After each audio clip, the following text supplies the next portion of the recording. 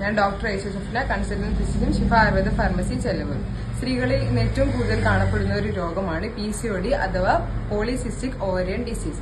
PCOD ഒരു ജീവിതശൈലി രോഗമാണ്. PCOD നമുക്ക് കൺഫേം ചെയ്യണമെങ്കിൽ 3 ക്രൈറ്റീരിയ സാറ്റിസ്ഫൈ ചെയ്യണം. ഫസ്റ്റത്തേത്, സ്കാൻ ചെയ്യുമ്പോൾ അണ്ടാശയത്തിൽ പോളിസിസ്റ്റുകൾ കാണപ്പെടുക, ഓവുലേഷൻ സംഭവിക്കാത്തത് മൂലം മെൻസ്ട്രൽ ഇറഗുലാരിറ്റി ഉണ്ടാവുക, സ്ത്രീകളിൽ ബ്ലഡ് ടെസ്റ്റിൽ പുരുഷ ഹോർമോണായ ആൻഡ്രജൻ സ്ത്രീകളിൽ അധികമായത് മൂലം കഴുത്തിൽ കാണുന്ന നിറവ്യത്യാസങ്ങൾ, അമിത രോമ വളർച്ച, അമിതമായ ശരീര ഭാരവർദ്ധനവ് എന്നിവ ഇതിൽ കാണാം. ലോങ് ടേം ആയി ഇത് ഇൻഫെർട്ടിലിറ്റിക്ക് വരെ കാരണമായേക്കാം. ഇതിലേതെങ്കിലും 2 ക്രൈറ്റീരിയ സാറ്റിസ്ഫൈ ചെയ്താലേ PCOD എന്ന് നമുക്ക് കൺഫേം ചെയ്യാൻ കഴിയുകയുള്ളൂ.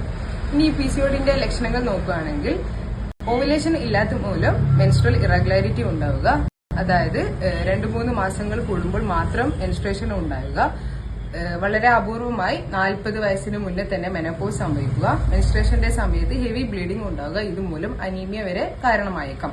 PCODയുടെ ലോങ് ടേം കോൺസിക്വൻസ് ആയി 50% ആളുകളിലും ഹൃദ്രോഗം, ഡയബറ്റീസ്, ഹൈപ്പർ ടെൻഷൻ എന്നിവ കണ്ടുവരുന്നുണ്ട്.